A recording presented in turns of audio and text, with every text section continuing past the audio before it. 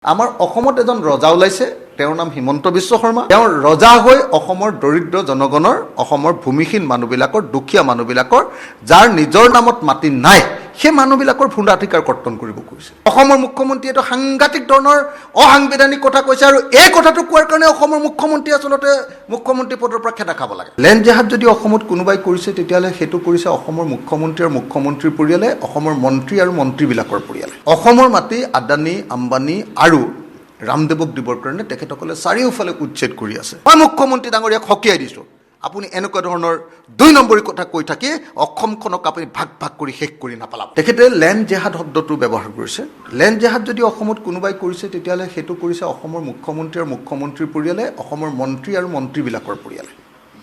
তেওঁলোকে সমগ্ৰ অসমৰ য'তে ত'তে, একদম মাজুলীৰ পৰা আপোনাৰ গুৱাহাটীলৈকে প্ৰত্যেকটো ঠাইতে অসমৰ মাটি গোগ্ৰাসে তেওঁলোকৰ নামত লৈছে।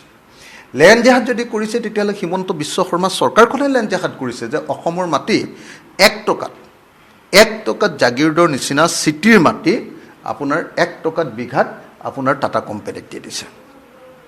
অসমৰ মাটি আদানী, আম্বানী আৰু ৰামদেৱক দিবৰ কাৰণে তেখেতসকলে চাৰিওফালে উচ্ছেদ কৰি আছে। গতিকে যদি কোনোবাই লেণ্ড জেহাদ কৰিছে, ডেফিনেটলি সেয়া হিমন্ত বিশ্ব শৰ্মা। লেণ্ড জেহাদ যদি কোনোবা কৰিছে, সেয়া বিজেপি চৰকাৰখন। কোনো সাধাৰণ মানুহে লেণ্ড জেহাদ কৰা নাই।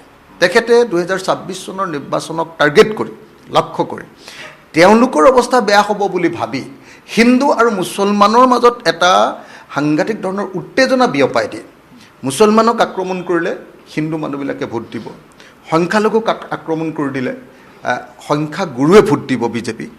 এই যিটো তেওঁলোকৰ থিয়ৰী, যিটো নেৰেটিভ, তেওঁলোকৰ যিটো থিয়ৰী, তেওঁলোকৰ তত্ত্ব, সেই তত্ত্বটোক সাকাৰ কৰিবৰ কাৰণে, কাৰ্যকৰী ৰূপ দিবৰ কাৰণে তেওঁলোকে উচ্ছেদ নমাই আনিছে সাধাৰণ মানুহৰ ওপৰত। অনৈতিক, অবৈধ, অসাংবিধানিক উচ্ছেদ নমাই আনিছে। আৰু এতিয়া সেই উচ্ছেদ কৰা মানুহবিলাককে তেওঁলোকে কৈছে যে ভোটাৰ তালিকাৰ পৰা নাম কৰ্তন কৰিম।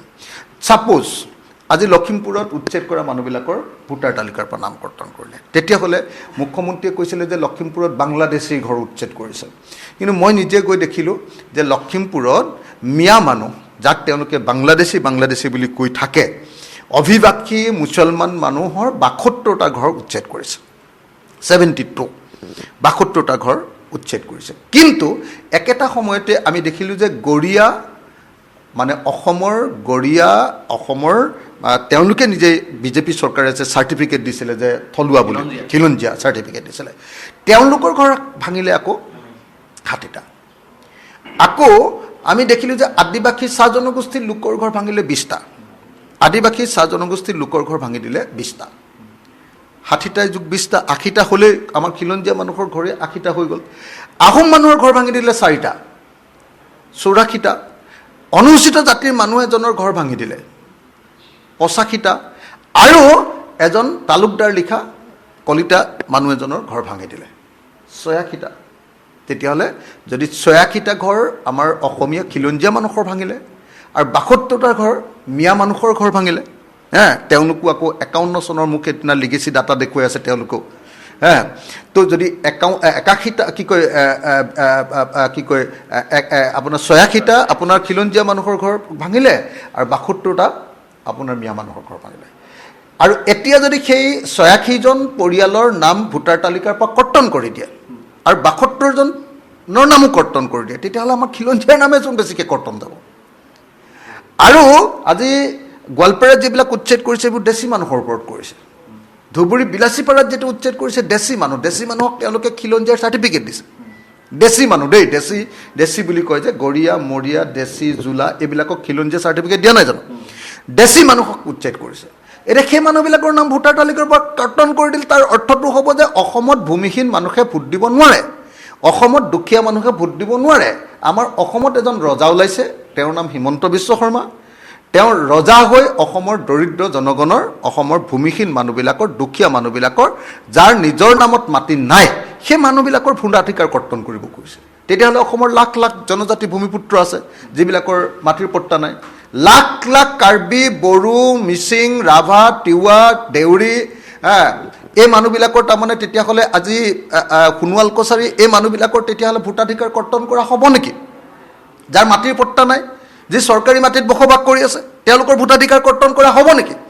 লাখ লাখ আমাৰ কোচ ৰাজবংশী মানুহ আছোঁ, লাখ লাখ আমাৰ গৰীয়া মানুহ আছোঁ, লাখ লাখ আমাৰ আহোম মানুহ আছোঁ, লাখ লাখ আমাৰ কোচ কলিতা মানুহ আছোঁ, লাখ লাখ আমাৰ ব্ৰাহ্মণ মানুহ আছোঁ, লাখ লাখ আমাৰ অনুসূচিত জাতিৰ মানুহ আছোঁ। অনুসূচিত জাতি SC মানুহৰ বহুত হাজাৰ হাজাৰ লাখ লাখ মানুহৰ মাটিৰ পট্টা নাই। তাৰমানে মাটিৰ পট্টা নথকা মানুহবিলাক যে ভূমিহীন, সেইবিলাক মানুহৰ নাম তাৰমানে ভোটাধিকাৰৰ পৰা কৰ্তন যাব নেকি? এইটো কেনেকুৱা ধৰণৰ এটা অসাংবিধানিক, বেআইনী, আইনত নথকা এটা ভয়ংকৰ কথা বক্তব্য দাঙি ধৰিছে। আৰু প্ৰত্যেকটো কথা অসমৰ মানুহে তেওঁৰ কথা মতে শুনি থাকিম, এনেকুৱা কথা আছে নেকি? অসমৰ মুখ্যমন্ত্ৰীয়ে এইটো সাংঘাতিক ধৰণৰ অসাংবিধানিক কথা কৈছে, আৰু এই কথাটো কোৱাৰ কাৰণে অসমৰ মুখ্যমন্ত্ৰী আচলতে মুখ্যমন্ত্ৰী পদৰ পৰা খেদা খাব লাগে। নিয়মটো সেইটোৱে। তেওঁ কেনেকৈ ভোটাধিকাৰৰ পৰা দুখীয়া মানুহৰ নাম কাটিব? কেনেকৈ ভূমিহীন মানুহৰ নাম ভোটাধিকাৰৰ পৰা কাটিব, ভোটৰ তালিকাৰ পৰা কাটিব? এইটো কেনেকুৱা ভয়ংকৰ কথা কৈছে। মই মুখ্যমন্ত্ৰী ডাঙৰীয়াক সকীয়াই দিছোঁ, আপুনি এনেকুৱা ধৰণৰ 2 নম্বৰী কথা কৈ থাকি অসমখনক আপুনি ভাগ ভাগ কৰি শেষ কৰি নাপেলাব। দুখীয়া মানুহবিলাকৰ ওপৰত আপুনি আদানী আম্বানী ৰামদেৱ টাটাক মাটি দিবৰ কাৰণে দুখীয়া মানুহৰ ওপৰত এনেকুৱা উচ্ছেদ জাপি দি তাৰপিছত আকৌ সেই দুখীয়া মানুহবিলাকৰে ভোটাধিকাৰ কৰ্তন কৰিম বুলি কৈ আপুনি যি কাম কৰিব খুজিছে এইটো কেতিয়াও সদায় মানি থকা নহ'ব। বহুত বেছি হৈ গৈছে আপোনাৰ। এনেকুৱা অত্যাচাৰ প্ৰত্যেক দিনাই কৰি থকাটো কেতিয়াও মানি লোৱা নহ'ব। মই সেইকাৰণে অসমৰ মুখ্যমন্ত্ৰী ডাঙৰীয়াক সকীয়াই দিছোঁ যে আপোনাৰ মুখ বন্ধ কৰক, অসমক আৰু বেছি ধ্বংস নকৰিব। আপোনাৰ 2 নম্বৰী বাঢ়ি বাঢ়ি গৈ অসমে সহ্য কৰিব নোৱাৰা পৰিস্থিতি।